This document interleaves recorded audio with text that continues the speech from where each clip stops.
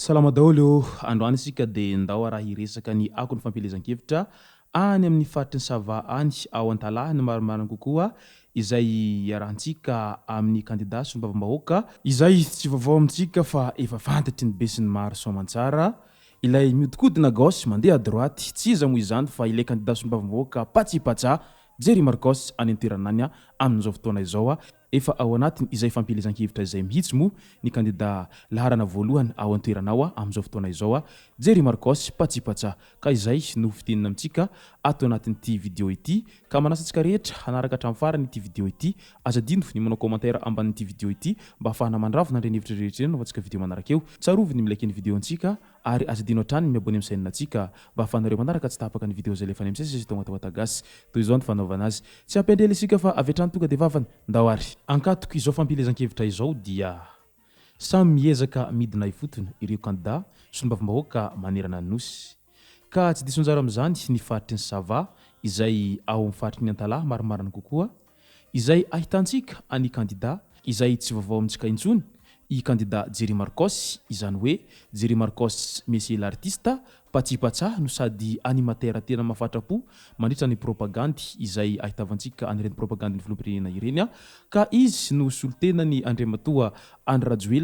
ao antalahy ao amin'izao fotoana izao izay ao anatin'ny biletiny tokana laharana voalohany moa izany kandida Patsa izany ao antalahy ao amin'izao fotoana izao olona anankiroa moa izy ireo no miaradia ao anatin'izay laharana voalohany izay natolotry ny irmar ao antalahy ao raha atao jery totika dia efa nisy fotoana ijery Marcoss no nirotsaka hofidiana ao sombavambahoaka tao antalahy tao tamin'ny 5 taona lasa izay ary efa natolotry ny Andry ihany moa izy tamin'izany fotoana izany fa io moa zany zava-drehetra samby amin'ny fotoanany ka tsy lany moa izy tamin'izay fotoana izay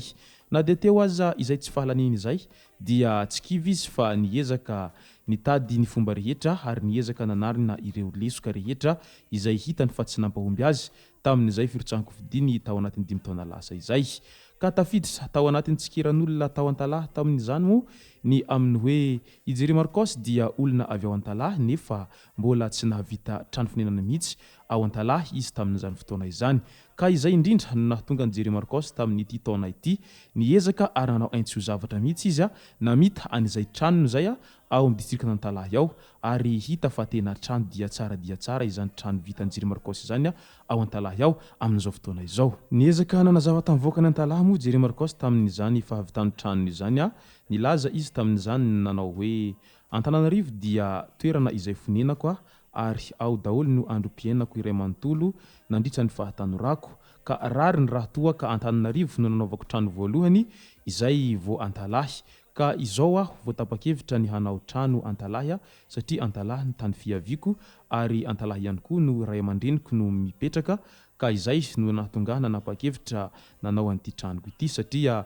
tiako ny tany fiaviako ary tiako ny tanànako ho izy tamin'izany tsy misy ny mahadiso sy tsy misy ny maharatsy an'izay manao trano amin'ny toerana sy tanàna fiaviana izay ary izay tokoa moa no atao hoe mba miezaka manao ny tsara ihany amin'ny tanàna fiaviana satria tsy maintsy ihany foana ny hafarana na hoela na hoaingana ka noho izay no nahatonga ny jery Marcoss nanapa-kevitra nanao an'ireo trano ireo eo ihany koa ny fitiavany tanànany antalahy sy ny voakany antalahy ihany koa no nahatonga azy amin'ny tindray mitoraka ity dia mbola tapa-kevitra ihany ny lehilahy fa hirotsaka fidina ao antalahy ao mba hosolontenan'izy ireo ary hisolovava izy ireo amin'ny mahasolom-bavamboaka azy izay raha toa ka lany soamantsara izy amin'ny tindray mitoraka ity na maro ireo tsikera na maro ireo manakina any firotsahanko fidiny jery Marcoss ao antalahy ao tsy nataony sakana izany hirotsahany fidina ao sombavambahoaka ao antalahy ao mba hahafahany mitondra ny hitahitan'ireo vahoakany antalahy iray manontolo sy mba hahafahany mampita ireo maharary ny vahoakany antalahy iray manontolo any amin'ny fitondrana foibe sy ny fitondrana faratampony satria maharary azy ny maharary ny vahoakany antalahy tsapany ny jaly izay mianjady amin'ny vahoakany antalahy amin'izao ankatoko ny krizy izao ary efa ela ny vahoakany antalahy no niaina tao anatin'izay fijaliana izay sy tebiteby lava izay fa izao no fotoana ho ijery Marcoss no hialantsika ao anatin'izay fahasahiranana sy tebiteby izay ary hiezaka izaho jery Marcoss mba hampita ny hitetan'ireo vahoaka any amin'ny fitondrana foibe sy fitondrana faratampony mba hatonga isika ato amiditsika nyantalahy ato mba tsy homena mitaha amin'ny hafa amin'ireo tombotsoa rehetra izay tokony ho azo ny distrika rehetra manerana ny nosy. Tsapasita atrany nandritra ny fanokafana fampelezan-kevitra izay nataony kandida larana voalohany ao an-talahy ao izany hoe jery Marcoss izany dia vorolanina ny vahoaka ary tsy mititsaina mihitsy ireo vahoaka ary manao aintso zavatra ireo vahoaka rehetra ny antalahy na ny tanora izany na ny lehibe ary na ny ankizikely dia samby tonga nanotrona ny fampelezan-kevitra an'ity kandida izay maminy vahoaka ny ao an-talahy ao amin'izao ankato ny fampelezan-kevitra izao izay kandida sady artista noreharehan'izy ireo ijery Marcoss izay raha ao an-talahy ao amin'izao fotoana izao. Ka hita miharihary eny an-tapokandriny ireo vahoaka tonga marobe nanotrona an'izany fampelezan-kevitra ny kandida jery Marcoss izany fa tena falifaly sy miramiran-dava izy ireo nanotrona an'ity solontenan'izy ireo ity mba hisolovava azy ireo ity ao anatin'ny 5 taona manaraka ity.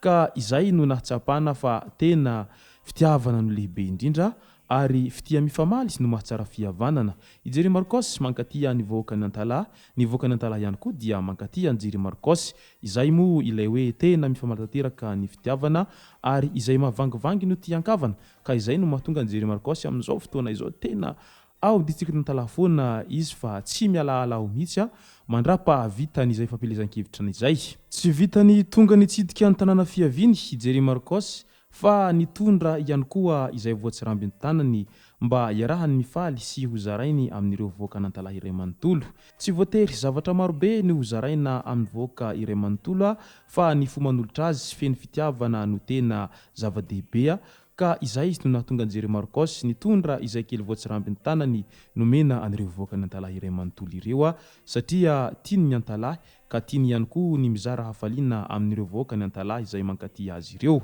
Tadidiny jery Marcoss tsara moa ilay soratra masina manao hoe sambatra ny manome no mandray ka izay no mahatonga jery Marcoss nitondra izay kely voatsirambiny tanany mba ho amin'ny vahoaka ny antalahy iray manontolo. Eo ihany koa moa ilay oam-pitenenana manao hoe masotsoky masomboalavo izay hita hely no entina miara-miratra amin'ny namana ka izay no nahatonga jery Marcoss nitondra ireo fanomezana isan-karazany mba ho fanomezam-boninahitra sy ho fanehoany fitiavana an'ireo vahoaka ny antalahy iray manontolo ireo amin'izao ankatony fampelezan-keviny izao. Izany dia tena hita fa aritsapa fa tena lehilahy ary tena hita fa mahay miara-monina sy mankatia ny mpiarabelona aminy raha izany jery Marcoss izany. Eo ihany koa ny fahaizany mitsinjo sy manampy ny hafa ary efa toetrany fonizy mbola kely moa izay tia manampy ny hafa izay. Raha ny tantaran'i jery Marcoss dia tena olona efa avy niaina tao anatin'ny tsy fananana sy fahantrana tanteraka izy ka rariny sitsiny raha toa ka mahatsapa ny maharary nyreo vahoaka izay sahirana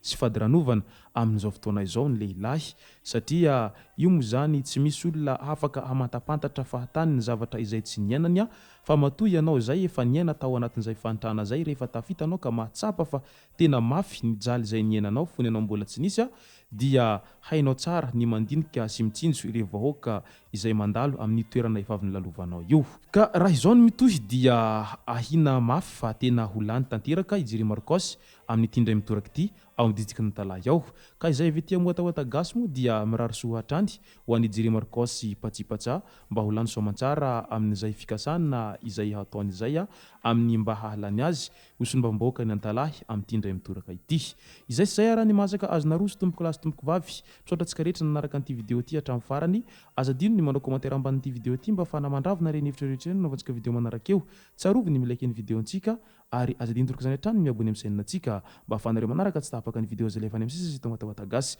Tomboko lasy tomboko vavy mankasitraka dia mirary soa.